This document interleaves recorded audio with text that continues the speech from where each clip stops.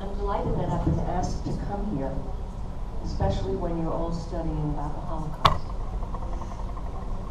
Now, when we talk about survivors of the Holocaust, we think in terms of people who might have been, like Anne Frank, hidden, or like somebody who was in a concentration camp.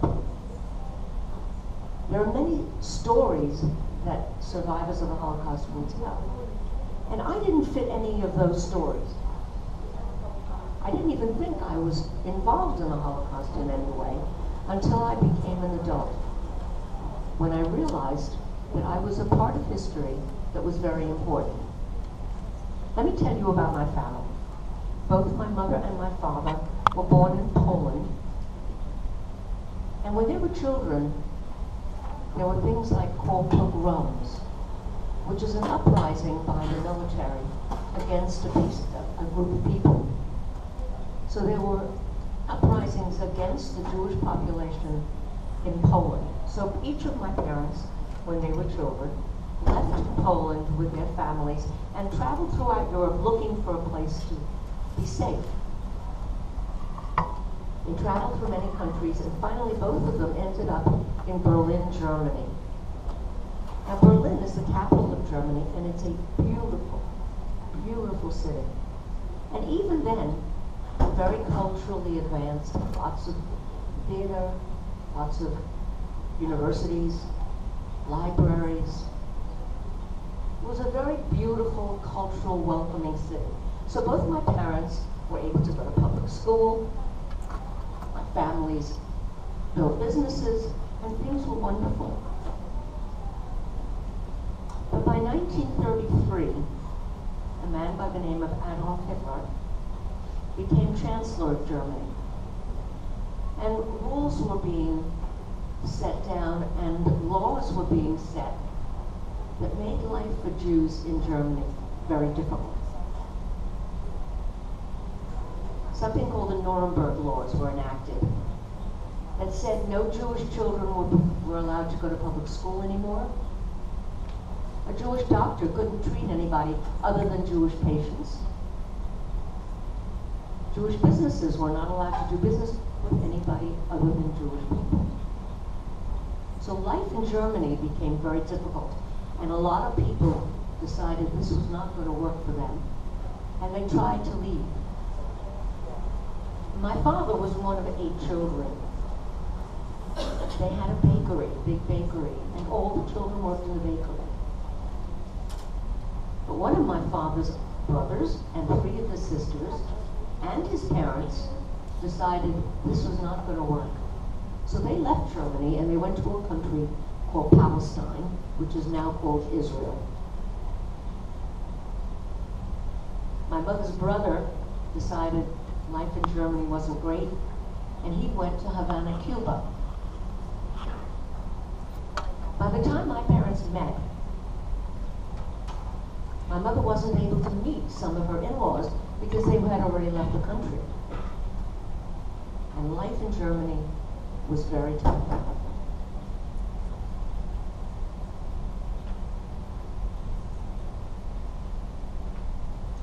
Then something happened in November of 1938. Something called Kristallnacht. Anybody hear of it? It's called the Night of Broken Glass. And it's called that because that night, the military, the police, and hoodlums walked through the streets, smashing the windows of all the Jewish businesses, smashing the windows of the synagogues, the Jewish house of worship. And they burned the Hebrew books, and they destroyed businesses. And that was the beginning of World War II. The next day, my father was taken out of the apartment and put on a train with hundreds and hundreds of other men. And he was sent to a place called Warsaw, Poland. He was sent back with all these other men, all who were born in Poland, to the country of origin, they called it. He found himself in a one-bedroom apartment sharing it with 12 other men. But that was not the problem. The problem was he didn't know why or what he was going to do. And he left his wife and baby back in Berlin and didn't know what was going to happen to them. That was my mother and me.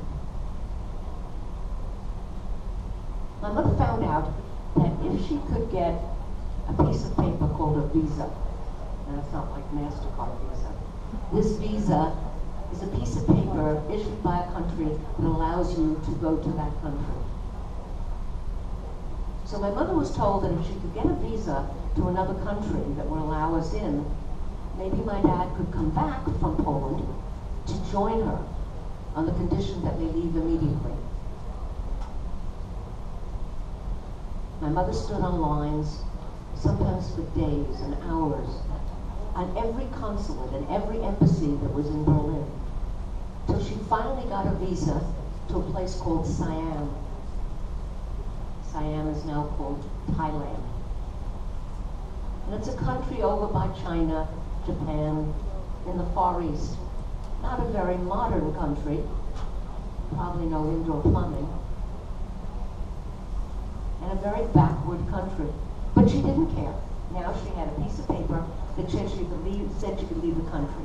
So my father then was able to make his way back to Berlin to join her on the condition they leave immediately. But my mother also had sent money to her brother in Havana, Cuba, and asked him if he could get a visa to Cuba. So while my dad is making his way back to Germany, the papers for Cuba came to my mother.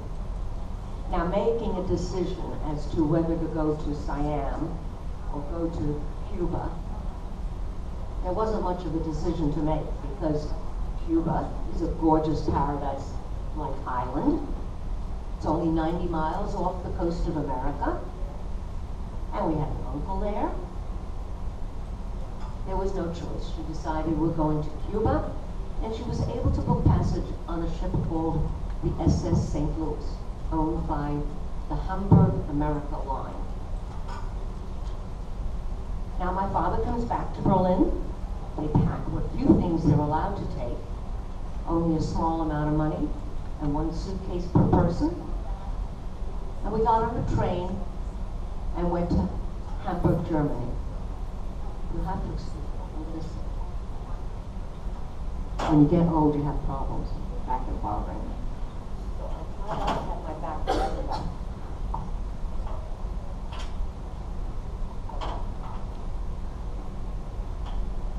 You can still hear me, right? Yeah.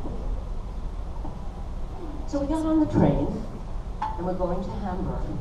And we get to the dock in Hamburg, and there's this gorgeous cruise ship sitting there. And there are banners flying, and there's a band playing, and there's photographers running around taking pictures of everybody. And it was very festive. It was really lovely. Everybody was very excited.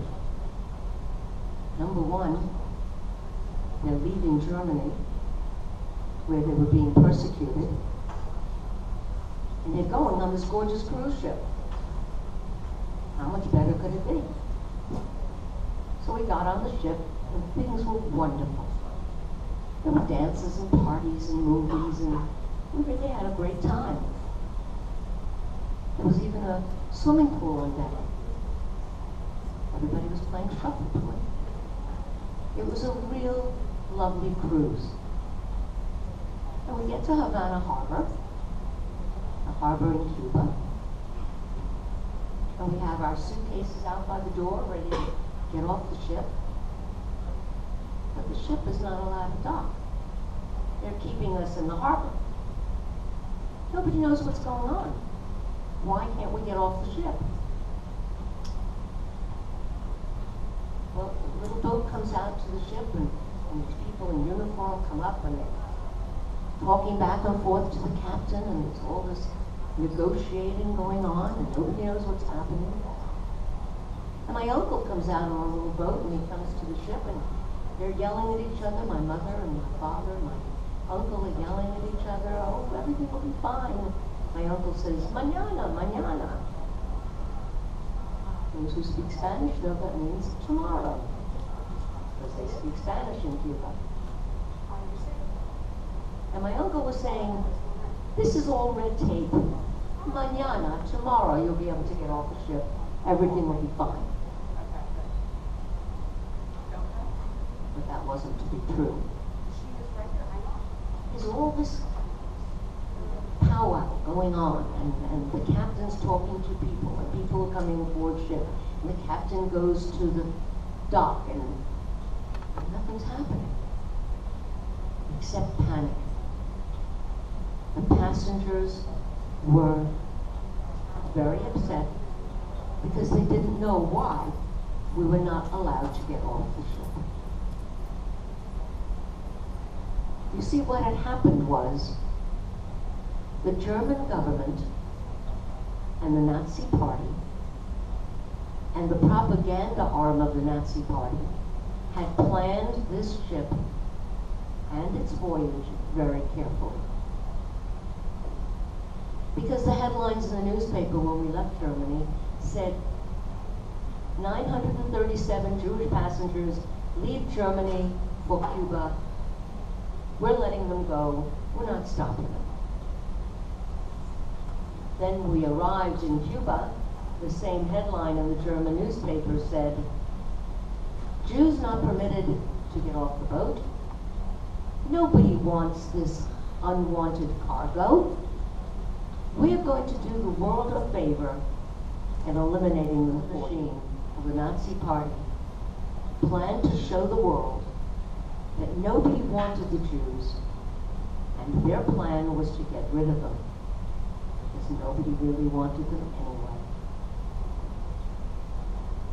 The Nazi Party had put their agents into the government of Cuba and told the president of Cuba, you will not allow anyone to get off. So the papers that we had, which at that time was called landing permits, that were issued by the government, were now declared by the president as being worthless paper. He would not recognize it as being valid, mainly because the money that we paid for these pieces of paper was pocketed by one of his government employees, and he didn't get any of that money, and he didn't like that too much. So it was very easy for him to say, I don't want these people anyway. I will declare their papers to be null and void, and no one can get off. The captain was not a member of the Nazi Party, and he was very, very upset by what was happening to his passengers. And my mother used to say he came over the public address system, and he promised the passengers that under no circumstances would he bring them back to Germany, because he knew what their fate was going to be if he did. He promised to take the ship anywhere else except Germany to save them. He formed a passenger committee, and this passenger committee contacted every country of the world, begging, pleading, asking any country to please take 900 passengers. 900 passengers isn't an awful lot of people.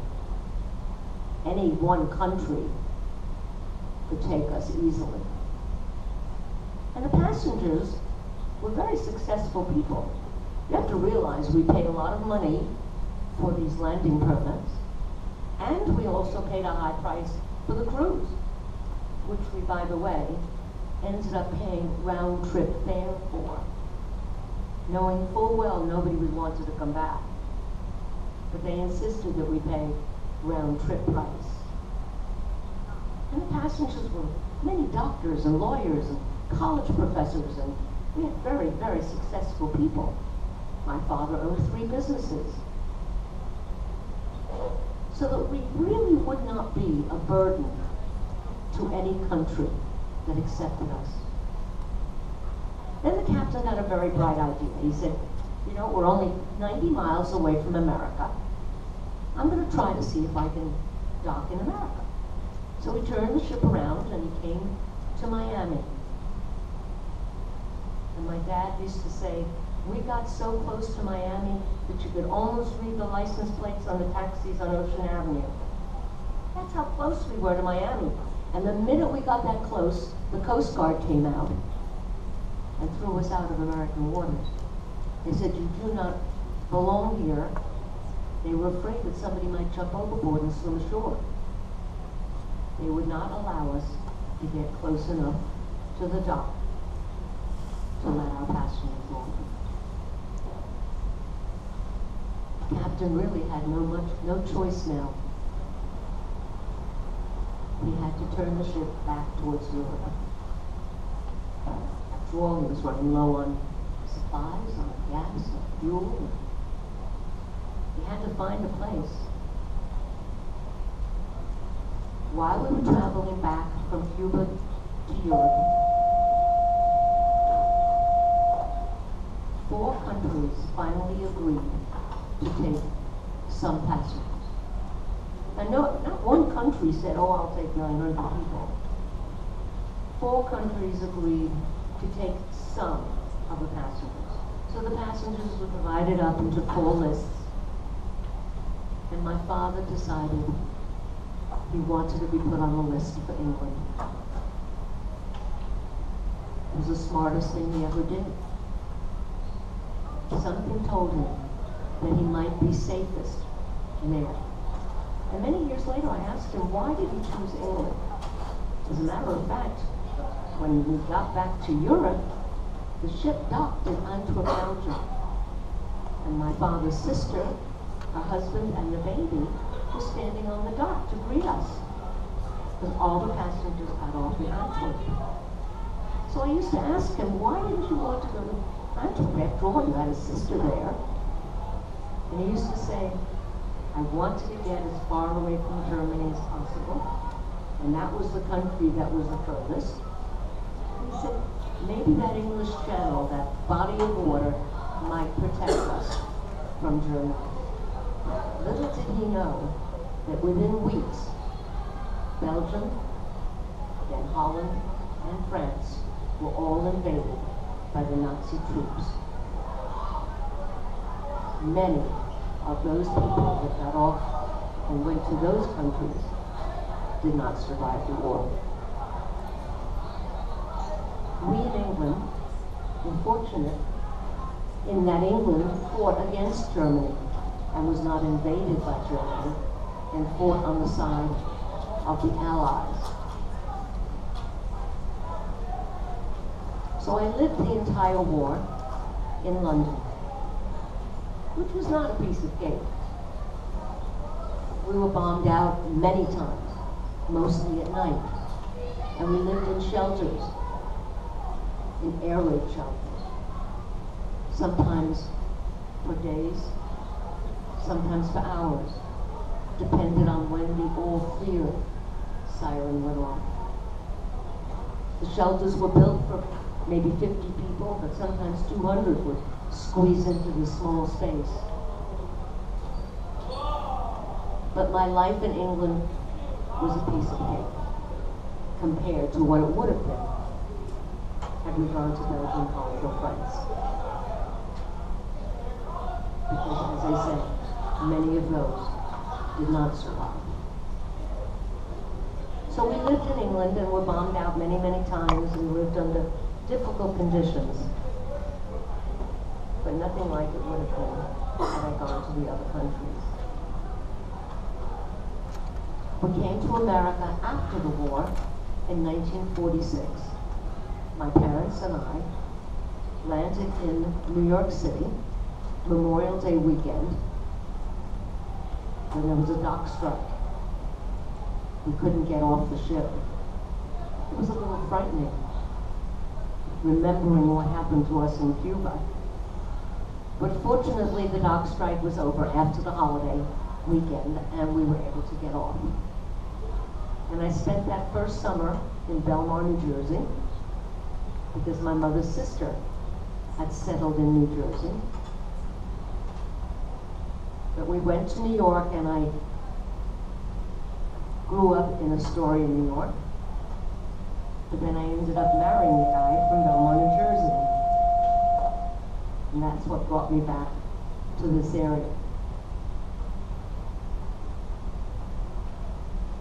Now, the reason I now consider myself a Holocaust survivor is because without my knowing it, I was a part, and a very significant part, of the history of the Second World War. This ship has become a symbol of what the Nazi ideal was and their purpose was into eliminating anyone that was different. It started with the Jewish people, and it didn't stop there. Their bigotry and the hate that they showed went on to kill millions and millions of people. Not soldiers, but non-combatant people. People like you and me and everybody in your family. 11 million people. It's an incredible number. For no other reason than they were different. Maybe they were disabled. Maybe they were Jehovah's Witness. Maybe they were Roma or Gypsy. Maybe they were Catholic. The hate that came out of the Nazi Party idea was allowed to grow into the worst moment in history, where millions and millions of people were killed for no other reason other than they were different.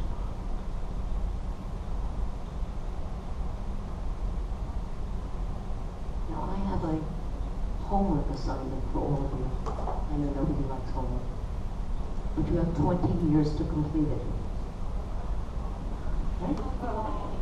However, I need everybody's promise that they will complete the homework assignment. Now the assignment is this. Because survivors of the Holocaust are leaving us every day just because they're aging, there will be nobody to tell the story. You're probably the last class that will see Holocaust survivors in the flesh. So your assignment is to tell the story of the Holocaust and the devastation that can happen if we allow hatred, bigotry, prejudice, anti-Semitism. If we allow it to fester and allow it to grow, it can grow into something as devastating as the Holocaust. It's still going on, as recently as Rwanda, Cambodia, and even now in Syria, where people are killed for no reason other than they believe differently, worship differently, look differently, have different ideas. So your job is to keep telling the story of the Holocaust, because there are people out there who will deny that it happened.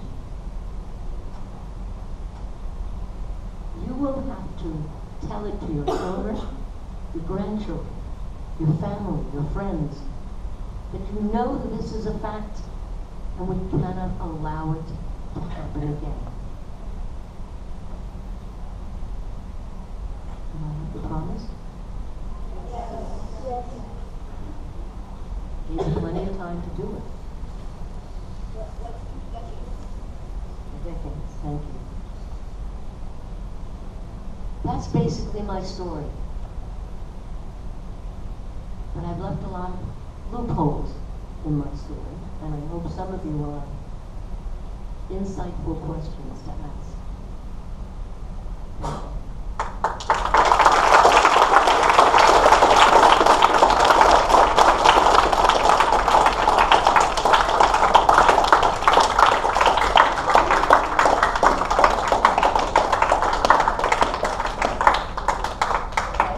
Let's have questions.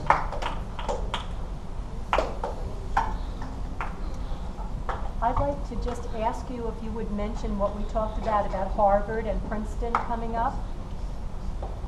There is a marvelous film that, it's a documentary that was recently made. It talks about what happened to the passengers in the St. Louis and the relationship it had to the presidency at the time, Franklin Delano Roosevelt, and the question of refugees and immigration. And I've had the honor of presenting the film and doing the question and answer period after the film in places like Harvard University, Hebrew University of Jerusalem, which, by the way, I was honored at that time to be able to place a flower on the name of the captain of the ship, who was honored at the at the Israeli Holocaust Museum called Yad Vashem. We felt that, we the passengers felt that the captain truly saved our lives by not allowing us to go back to Germany. And his name is etched in the wall that honors the righteous among the nations.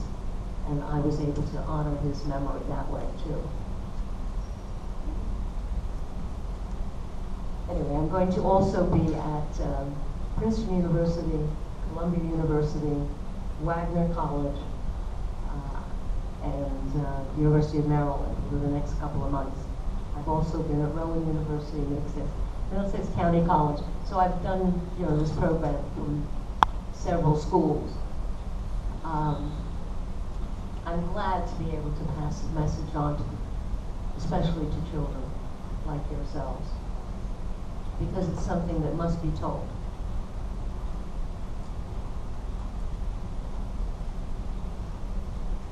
Any questions? Come on. Yes. When they said that you guys went to Belgium and you saw your dad's sister and her husband and your child, after that, work, did you ever hear from them again? No, but we heard what happened to them. They were taken to a concentration camp. It's called Auschwitz, and all three of them died there, as did my father's other two sisters as well. They were not as fortunate. So, when you were, helping the strikes, how often did the air strikes occur? How often do the airstrikes occur? Sometimes every night. Mostly at night. For some reason or other, the Germans enjoyed bombing London at night. So that we spent many nights in the shelters. As a matter of fact, my father, he was a baker in London, and they bake at night. That's when the bakers do their work, so they have fresh bread for the morning. And we were in the shelter, and it was bombed. And my father came home from work in the morning and couldn't find us. It took him many hours before he tracked us down. We didn't have cell phones then, remember? So it took him several hours to find us. And thank God we were alive, but our home was demolished, as many times it was. You never knew when you came out of the shelter if your house was standing or not. I have two questions. So if you went to Thailand instead of going to Cuba, do you think they would have let you in? Speculating, but we did have valid permits to Siam. Chances are they would have let us in. There were countries that did accept people from Germany. As a matter of fact, a large group of Berlin Jews found sanctuary in Saigon, Shanghai, Shanghai. And so there were countries that did accept some Jews during that time period. You said you had two? And did anybody know the concentration camp knockout? Because I was there when I went to the Yes. I don't know them. I know of their families because they never made it out of Prague. Yes. So the bombs hit London. Okay, because I was told that the Germans were actually hitting only two bombs were making it into London, but some were hitting only miles west of London. So They hit all of England, mostly in the southern part, and London is in the southern part. A lot of bombs fell in London. Yes, because we ourselves were bombed out several times. We had to move because there was no building left.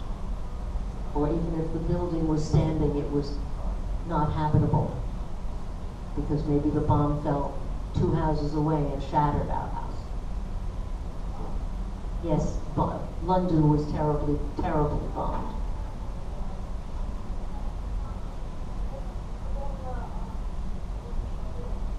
Comfortable? Hardly. I'll tell you what the shelter looked like. This was a community shelter. They had little shelters in the back of people's homes that you might be able to take a quick run to.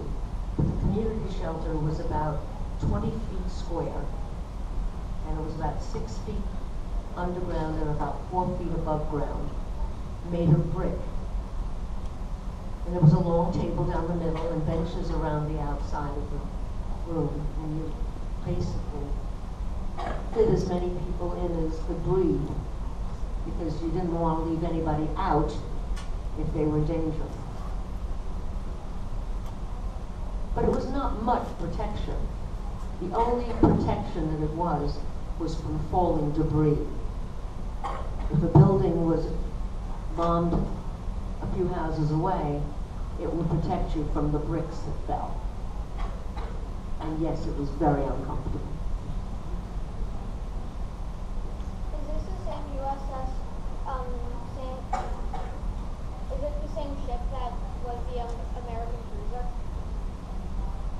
It was not an American cruiser. No, it was the SS St. Louis was owned by Hamburg America Line, and it was a cruise ship. It was not a military ship. He's talking about the Pardon me? he's talking about the USS Missouri. No. It was always about. Yes. Yeah, that's what I was talking about. Yes. What was the ship made of? What was it made of? Metal. I can't tell you any more than that. I'm not an engineer. Yes. So if there's a bombing, what's the longest you guys stayed in the shelter? If I remember correctly, the longest we stayed in the shelter was about 8 hours. There was a period of time that the Germans were bombing us continuously, sometimes day and night. It was called later on, it was called the Blitz, because Germany was concentrating so hard. I think the longest I stayed in the shelter was about 8 hours.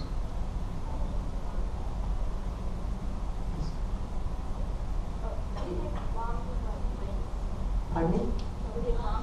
Yeah, planes, yeah, airplanes. The airplanes dropped the bombs, yes. But when the planes were starting to come towards England, the air raid siren would go off, and people would run for shelter. Some cases they didn't have time to go to the community shelter, so maybe they went into a cellar or a basement. Some homes had little shelters dug in the holes in the back of the houses. You went wherever you thought you might be safe from the bombing.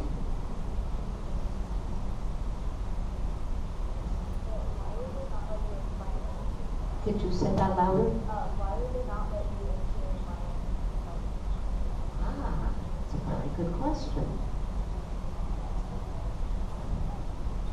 We had asked President Roosevelt, as a matter of fact, we asked his wife also, anyone. We sent telegrams to them asking them if they would give us permission to come into the United States. You see, many of us already had what was called immigration quota numbers. When you wanted to come to America, you applied for a number, a lottery number. And if you were lucky enough to get an immigration number, you waited for your number to be called. So many of the passengers, including my parents, had quota numbers, so we eventually were going to come to America anyway.